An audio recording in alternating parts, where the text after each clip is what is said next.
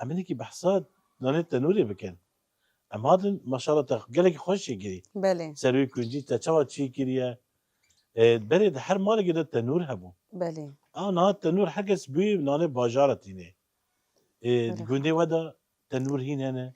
گوندێ مەدا بڕاستی ئەو نانێ تەنک بوو ئەف شغلێ 3 ساڵە هەیە مڵەت کامل تەنورش بیر کردبوون بەس سەرێ مالێ تەنور کە خۆدانیە ئەم کەنگی چێتکن ڕۆژێ ئینە Roja ڕۆژێ aynê عەتڵە te.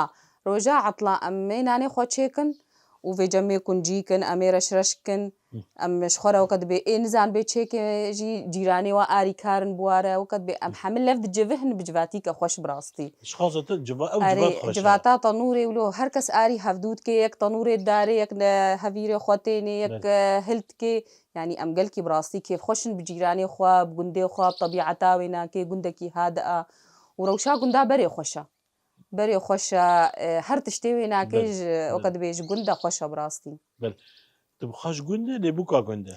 ez ji tekşorî me ji bûka gundim ev gundê Navê te rexê ye bikê? Fadiye Ser çavê min? sağ ol Yani ne tu gelek dûr neçûye. na Cîran ne. na şixulê kîlometreke ye Ve çawa ev di nas kir?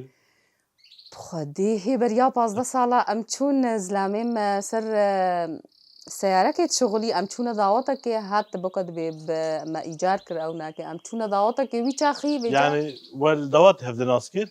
dawetê wî ez nas kirim hay jê nebû Heh. erê bi çendekî îde hate xwazgînî Malbata xwanî. هات malbata xwe anî û hat û ser qelen xîlaf çêbû şixulê isbûعekê sê rojane xwar û neve xwar heta weket dibê wafiqan dindanê de Xwedê we çavra berê ya sağ ol Rabbi. Rabbi Çala rojê we tim kêf xweşî ve آمين آمين يا رب sabe. Ana te hevîrê xweca hez kiriye? Ne? ما هەڤیرێ خۆ Berê dayika te jî çê dikir? ئێدیام گەلکی خۆش بوو Ne? ئەرێ وەڵە دییان بنابوو دەنگ بود گوندێ Xwarna herî دەکشۆریدا xweş e ne? نه ئەوکەن هات گوندێ دەکشۆری دە بڕاستی نانەی دیامێ بنابوو دەنگ بوو نانێکی گەلێکی خۆش بوو Saxîne? الحەمدلله Destê wê maş dikir. Sağ ol Sirapê me bê. gelek ji bo wê ساغ بێت سەر چاوان